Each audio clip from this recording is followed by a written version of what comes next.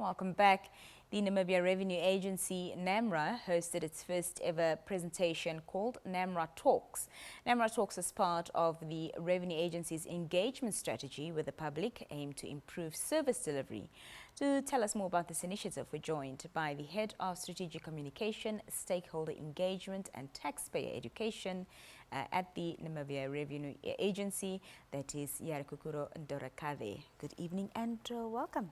Good evening and thank you for having me. Thank you for being here.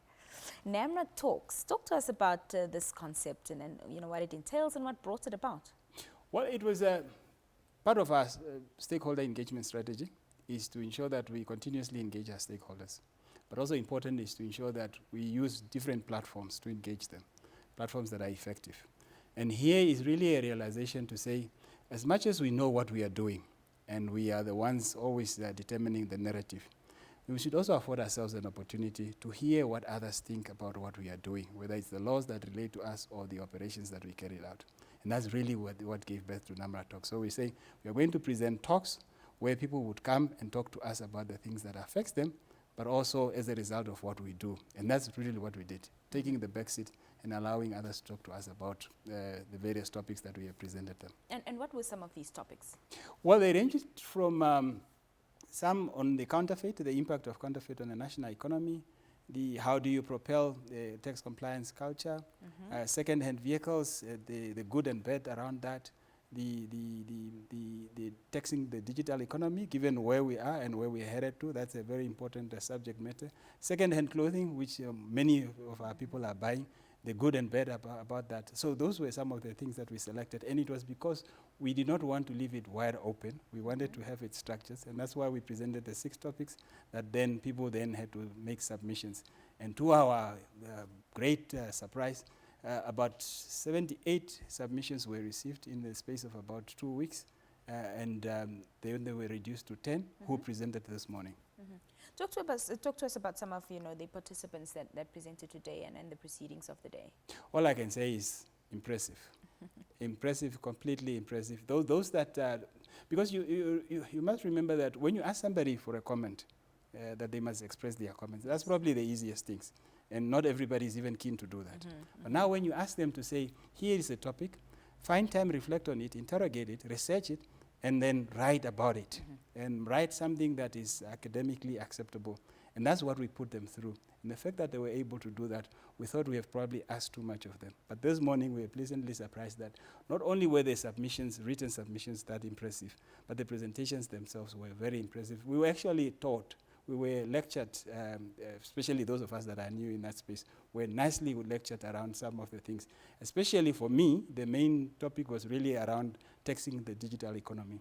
The opportunities that exist there, the wealth, the body of knowledge that lives out there that we need to access is really something that has triggered something within me, and I guess many others that were also in attendance. So we were very impressed. As to who they are, some of them are people that are working, professional people, but a good majority of the 10 that presented this morning are students. And that is very encouraging for us because it's that segment of our population that we are particularly interested in. They are your future taxpayers. Yeah.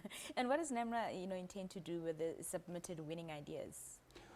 All 78 of them are now our material because those were the terms and conditions of the competition. Many of them speaks to policy issues. Now, as a tax administrator, we're not in charge with policy issues, but we know where the policy unit is, where they live. We would present this to them.